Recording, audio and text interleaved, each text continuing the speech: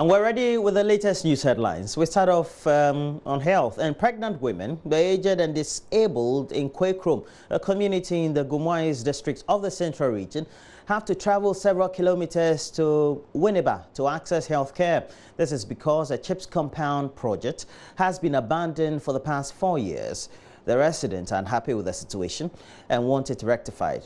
From Kwekrom, Henry Kwesibedu reports. Edu and Mary Otu both went into labor one midnight. A taxi was the savior as they traveled on a terribly bumpy road over several kilometers to Winneba. It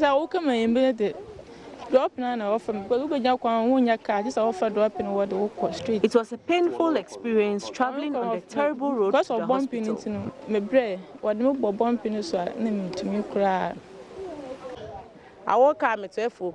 My amniotic fluid started leaking around 1 a.m. that night. My family had to call a taxi driver from the next town to transport us to Winneba. The cost of transportation was about 50 Ghana cedis. They speak for several other women in this place where there's no health facility. Community health-based planning services, popularly known as CHIPS compounds, were introduced as interventions for communities like these. For Kwekrom, however, here is a facility half-baked and rotten away. The abandoned structure has been roofed with doors fixed but without windows. Dorothy and Mary say even though they have their children now, the pain and anxiety could have reduced had this CHIPS compound been completed when they went into labor. The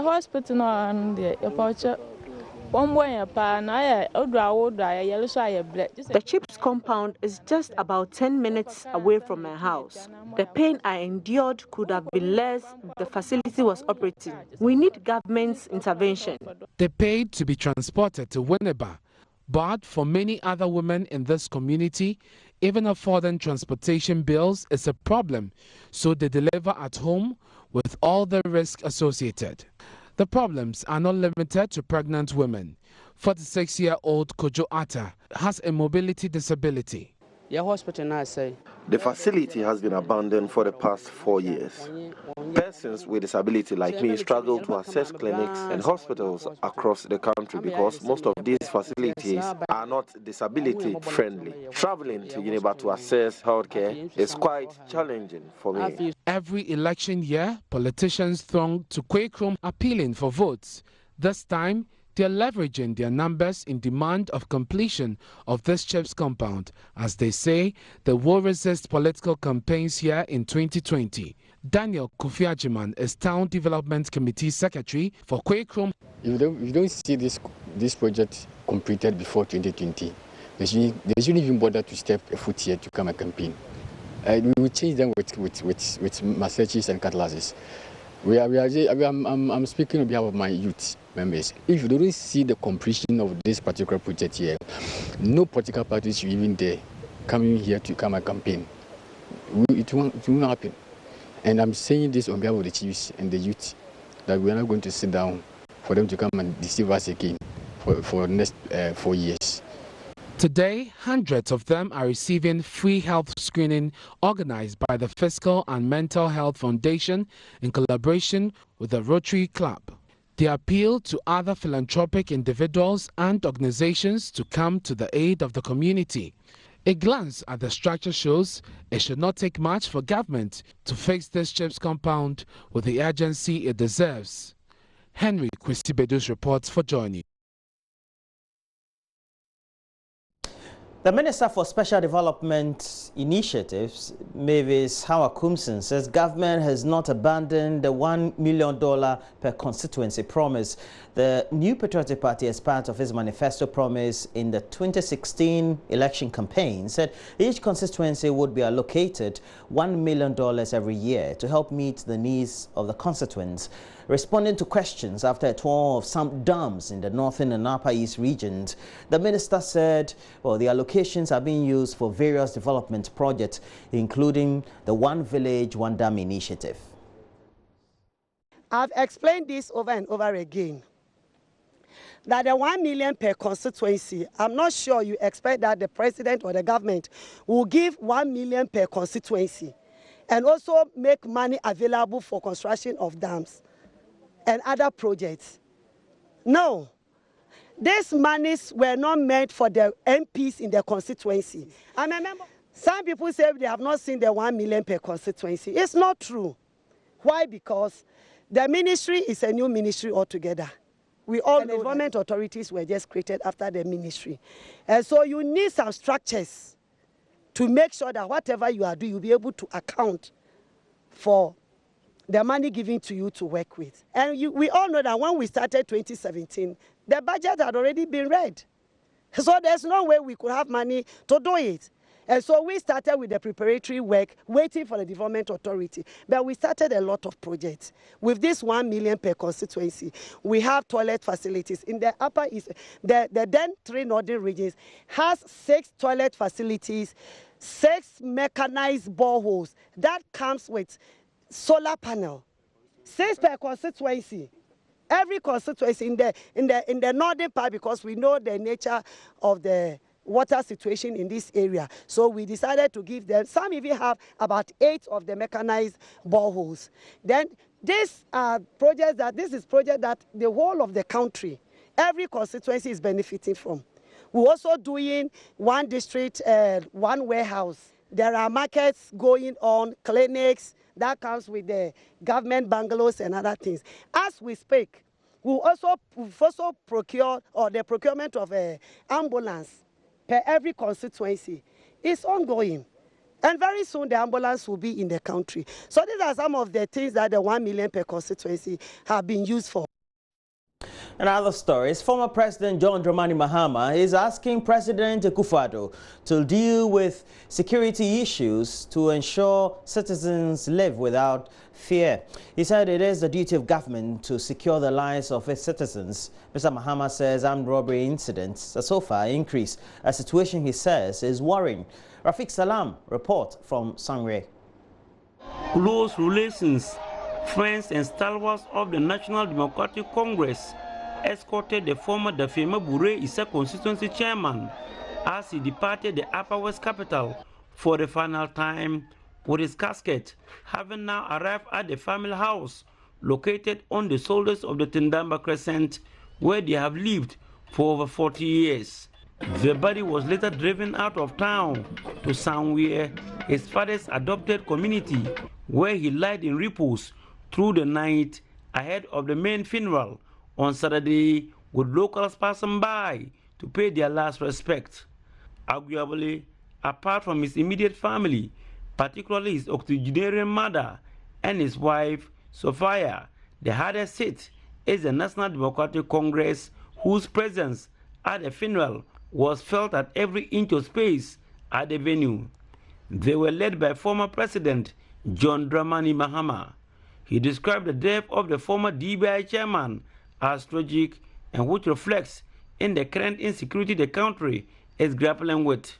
Richard Polo Bombayi Viela met his untimely death after attending a funeral of the mother of a branch executive of the party when he was gruesomely murdered by gang-wielding unknown assailants. No arrest has been made since the incident on May 8. People are afraid for their lives because armed robbers have become emboldened and they've gone on rampage, ambushing people in many places where you don't even expect that they would have the courage to be able to do that. And so we urge the Akufo-Addo administration to be up and doing.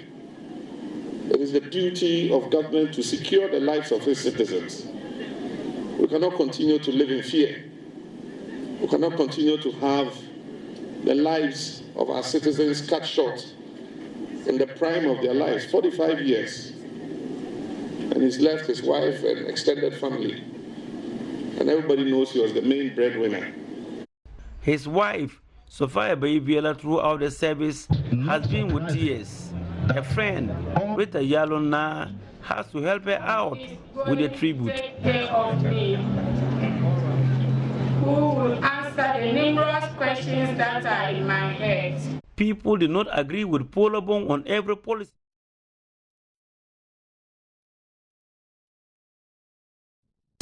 Well, let's move on. And as we continue the build-up to the second in a series of crimes that shook the nation, titled Scars of the Revolution, we'll tell you how former head of state Ignatius Kutu-Champong was killed on June 16, 1979, some 40 years ago. He was killed together with former Border Guards Commander, Major General Edward Kweku Utuka. Well, Raymond Akwa reports.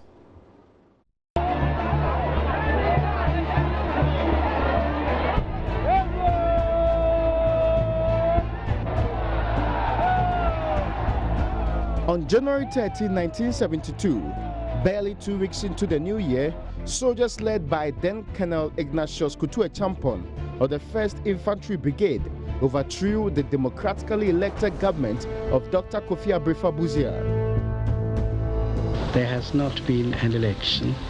There has only been an adventure by a small band of the military people stationed in Accra. This was his justification. I would like to emphasize immediately that this coup was not initiated by the armed forces merely to satisfy our selfish ends.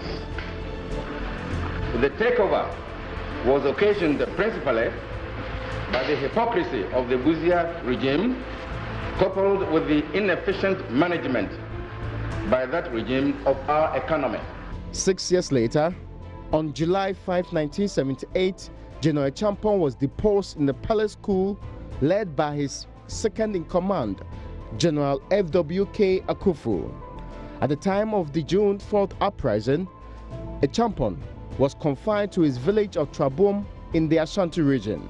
He was apprehended, as were other high officials of the Supreme Military Council regime. In the early hours of 16 June 1979, Champong and commander of the Border Guards unit, Major General E.K. Utuka, were dragged from their places of confinement and shot and killed. Wife of General Utuka, Justin Utuka, tells us what happened to the husband. On the 16th of June, early in the morning, the Presbyterian chaplain and Father Kumesi, all from Bema camp. Father Kumesi comes from my area.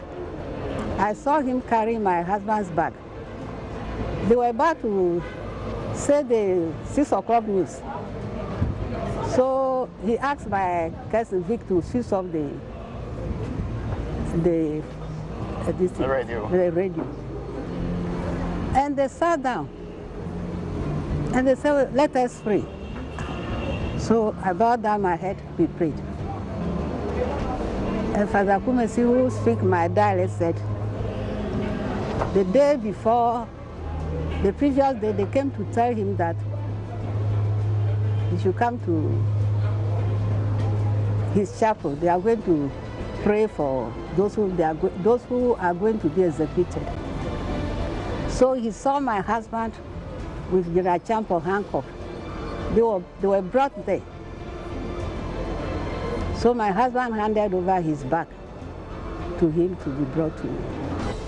According to the military government, they were convicted of squandering government funds by revolutionary courts. But a retired Air Force officer, Colonel Kofi Abaka Jackson, in 2003 gave evidence before the National Reconciliation Commission insisting General Utuka was executed to satisfy the other ethnic groups whose members in the military were being executed. The eldest daughter of General Utuka, Doris Utuka Gaba, agrees. It's not every military officer who was happy with what happened. They may keep quiet, but a lot of people talked. A lot of people told us things. Even when they were in prison in Isawam, it was not, most people were not happy to see them there. And those were the last hours they had with them. People talked. The soldiers who were guarding them talked. People were guarding them. And for whatever reason, they were going to execute him. People heard it. And they informed us. It will interest you to know that, but I wish to God, I would like to meet those who buried them when they were executed. They were very, very kind to the family. they made sure we could identify everybody. To the extent that when the bodies were exhumed to 37, there was no need for DNA. So you could see that somebody had deliberately made sure that these bodies should be identified. Her younger sister, Elizabeth Utuka, believes that if their father had been given a fair trial by a court of competent jurisdiction, he would have survived. I don't think that he and his colleagues were properly tried. I've always said that if my father had a fair trial where he was allowed to defend himself with a lawyer like Mr. Rollins had when he attempted the May 15th, he was being tried by the military tribunal. He had a lawyer to defend himself. So why didn't he give them that opportunity? For a long time, what one felt was some kind of a trauma. It was a very traumatic experience, which took many, many years for me to get better. There was a point in time when I hardly watched the news when certain people are in power. I don't watch TV. And then for many years, the eve of June 4th, the day and after, I don't listen to radio, TV, I don't watch TV. I don't read the newspapers. I just shut down.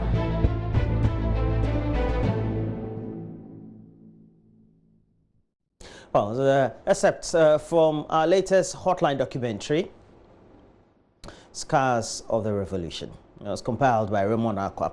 But in the meantime, we have to take a break on the latest news headlines. But look, we have more news. We'll look at what stories are dominating the front and back pages of the various newspapers. But we also entreat you to get interactive, especially on our social media handles. Facebook, JoyNews on TV. We have a Twitter handle as well, JoyNews on TV. And then you can watch us live through YouTube, through the channel, Major Online TV. We're taking a break. When we come back, we'll look at the newspapers. All in a bit.